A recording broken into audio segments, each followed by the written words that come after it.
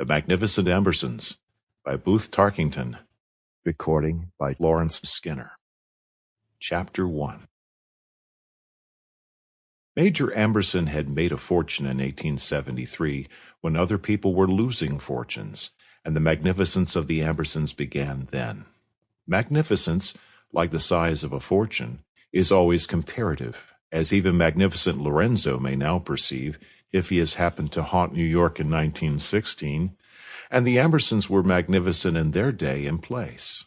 Their splendor lasted through all the years that saw their Midland town spread and darken into a city, but reached its topmost during the period when every prosperous family with children kept a Newfoundland dog.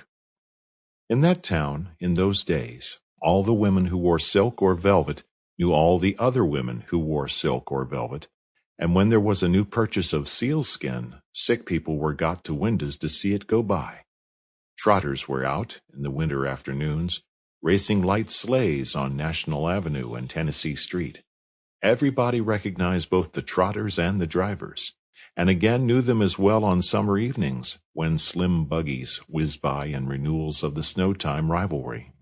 For that matter, everybody knew everybody else's family horse and carriage, could identify such a silhouette half a mile down the street, and thereby was sure who was going to market or to a reception or coming home from office or store to noon dinner or evening supper. During the earlier years of this period, elegance of personal appearance was believed to rest more upon the texture of garments than upon their shaping. A silk dress needed no remodeling when it was a year or so old. It remained distinguished by merely remaining silk. Old men and governors wore broadcloth. Full dress was broadcloth with doeskin trousers, and there were seen men of all ages to whom a hat meant only that rigid, tall silk thing known to impudence as a stovepipe. In town and country these men would wear no other hat, and, without self-consciousness, they went rowing in such hats. Shifting fashions of shape replaced aristocracy of texture. Dressmakers, shoemakers, hatmakers, and tailors, increasing in cunning and in power, found means to make new clothes old. The long contagion of the derby hat arrived. One season the crown of this hat would be a bucket, the next it would be a spoon.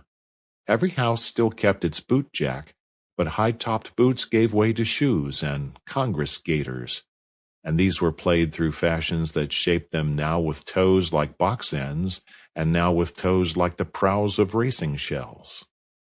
Trousers with a crease were considered plebeian. Sample complete. Ready to continue?